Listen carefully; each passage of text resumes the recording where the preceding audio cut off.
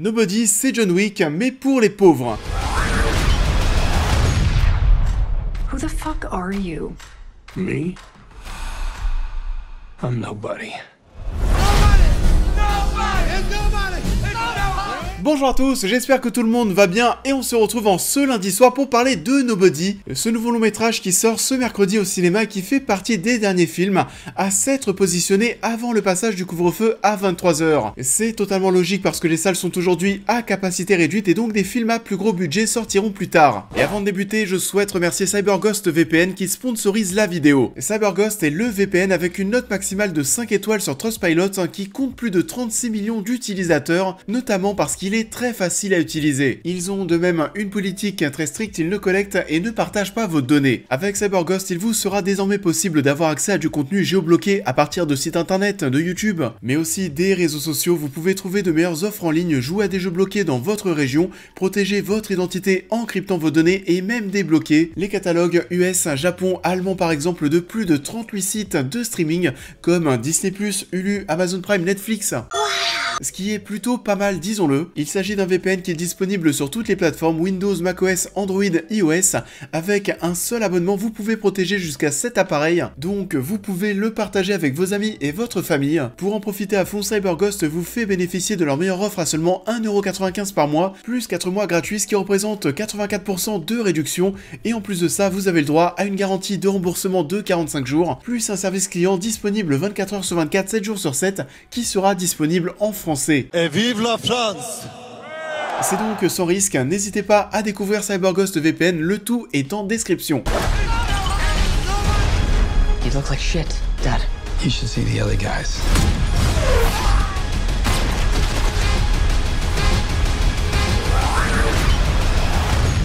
Revenons sur Nobody. Nobody est réalisé par Ian Eschler, réalisateur de l'étonnant Hardcore Henry et est porté par Bob Odenkirk. Hutch est un père et mari frustré, totalement déconsidéré par sa famille, qui se contente d'encaisser les coups sans jamais les rendre, il n'est rien. Une nuit, alors que deux cambrioleurs pénètrent chez lui, il fait le choix de ne pas intervenir plutôt que de risquer une escalade sanglante. Du coup, ouais, Nobody, vous l'avez remarqué, on l'a tous remarqué, je l'ai remarqué, c'est un film qui a vraiment cherché à surfer sur la hype John Wick pour attirer nos yeux. On ne le cache absolument pas de toute façon, c'est produit par le producteur de Deadpool 2, Atomic Blonde, mais aussi John Wick. C'est écrit par Derek Kolstad, le scénariste de John Wick, l'affiche c'est John Wick aussi. On est quand même assez clair sur l'origine du projet, et vous le savez peut-être si vous suivez la chaîne, je ne suis pas un immense fan de John Wick.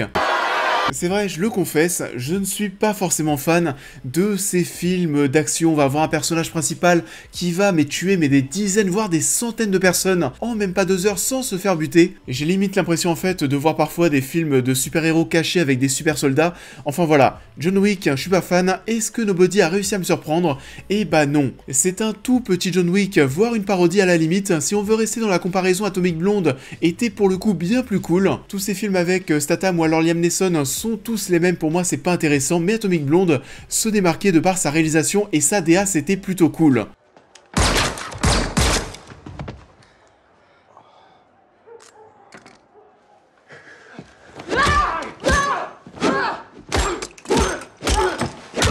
L'un des problèmes de Nobody, c'est que c'est un petit peu léger pour qu'il y ait une identité propre au film vraiment marquante, et ça aurait pu le faire parce qu'on est sur un personnage qui à l'origine est assez spécial. On va suivre un homme qui ne donne pas de coups et tu ne sais pas trop pourquoi, on va le découvrir au fur et à mesure, mais en soi ça c'est quelque chose qui va assez vite disparaître. On l'a aussi lu entendu en interview, on parle d'un film qui doit parler d'addiction à la violence, sauf que là aussi ce sujet, je trouve pas qu'on en parle. On évoque pas forcément ça en profondeur, c'est pas le cœur du film, et ce personnage, ce concept de personnage qui ne rend pas les coups, et là aussi ça disparaît très vite comme je le disais. On évoque vraiment ces thématiques en surface, il y a un petit peu d'humour notamment avec le personnage de Christopher Lloyd.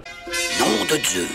On est sur un projet qui se prend un petit peu moins sérieux qu'un John Wick, c'est moins sérieux, plus décomplexé. Les scènes d'action et de combat sont très longues, pas très chorégraphiées, ça pourrait plaire à certaines personnes qui recherchent quelque chose de plus crédible, de plus cohérent, de plus terre à terre. Je vais penser notamment à la scène du bus, on va rester dans une critique sans spoiler, mais voilà, on est sur un personnage qui se prend aussi des coups, beaucoup de coups. Cette longueur pour ces combats, peut-être que c'était pour nous mettre en avant cette montée de violence qu'on va avoir chez le personnage qui doit se faire au fur et à mesure et donc nous montrer, comme je disais tout à l'heure, l'heure nous parler d'un film qui parle d'addiction à la violence, sauf que là aussi, je suis désolé, mais je le sens pas tellement. Et j'ai pas l'impression en fait que ce soit une drogue chez lui et qu'on aime ou qu'on n'aime pas John Wick.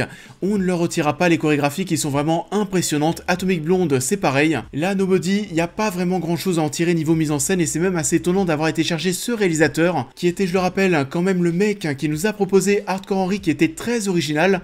Et là aussi, c'est décevant en termes de mise en scène de pas avoir quelque chose qui va, vous savez, s'en rapprocher.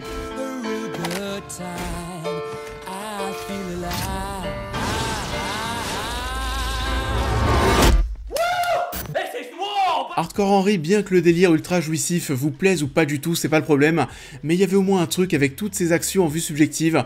Là, on ne propose rien et c'est dommage. On aurait peut-être aussi pu avoir des scènes d'action là aussi en vue à la première personne, par exemple la scène du bus, du moins pas toute la scène de combat, mais des petites parties. Qui nous aurait en plus permis d'être dans la peau du personnage, de ressentir cette violence naissante en lui, se mettre dans la peau des adversaires pour ressentir cette tension qui monte en flèche.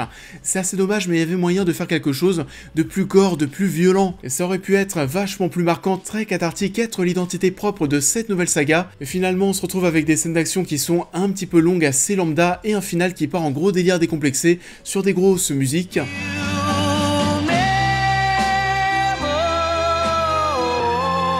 C'est malheureusement pas sur ce point qu'on va être sur le cul et c'est dommage parce que ça aurait dû être le cœur du projet. On peut parler désormais de Bob Odenkirk qui fait plus que le taf, il est parfait pour le rôle, il a le physique d'un mec lambda donc ça passe très bien. Au début j'avais un petit peu de mal à l'imaginer, à le voir dans ce genre de film avec l'affiche, puis je me suis dit au début pourquoi pas parce que finalement on n'était pas sur un personnage qui se doit d'être violent. Encore une fois je pensais qu'on avait ici le concept de l'histoire mais non ça va partir en mode super soldat qui bute tout le monde ensuite, on ne cherche pas non plus à le travailler de manière ultra intéressante. Comme d'habitude, les personnages, le protagoniste, l'histoire, c'est pas ce qui sera le plus marquant dans ce genre d'œuvre.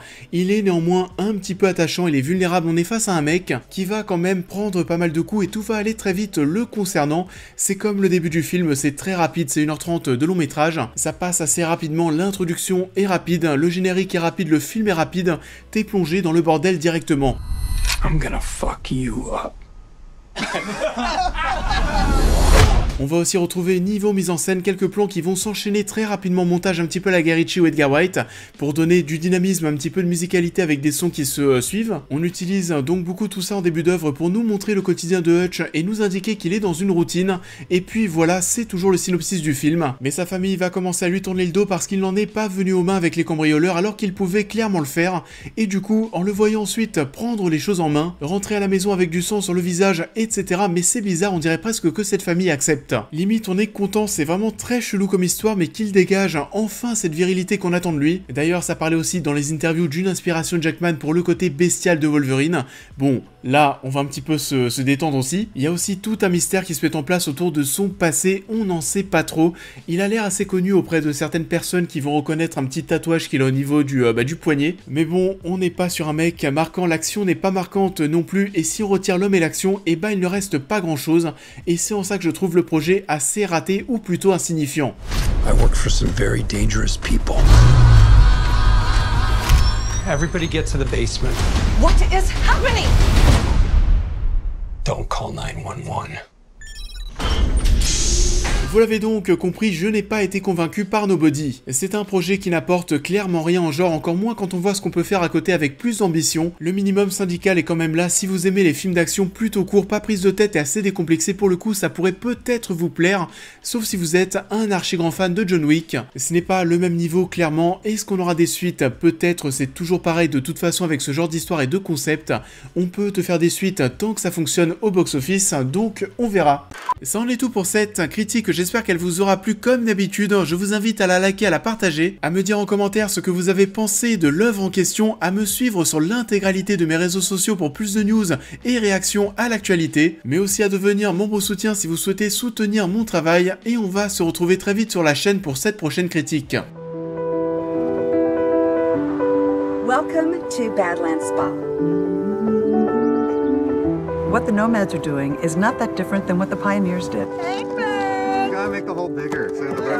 Et je tiens une fois de plus à remercier CyberGhost VPN pour avoir sponsorisé la vidéo de ce jour. Pour rappel, l'application protégera vos données pendant votre navigation et vous donnera un accès complet à tout le contenu bloqué sur internet pour 1,95 € par mois seulement. C'est bien. Nice. C'est une offre à ne pas louper, le lien est encore une fois en description. Et donc pour conclure, comme je le disais en introduction, on va se retrouver au cinéma de plus en plus avec des films de plus grande envergure, avec plus de budget, des bien plus gros projets. Le couvre-feu va être décalé, les salles de cinéma vont pouvoir accueillir de plus en plus de personnes.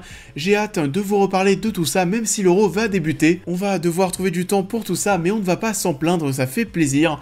Donc je vous souhaite à tous un excellent début de semaine et je vous dis à très vite.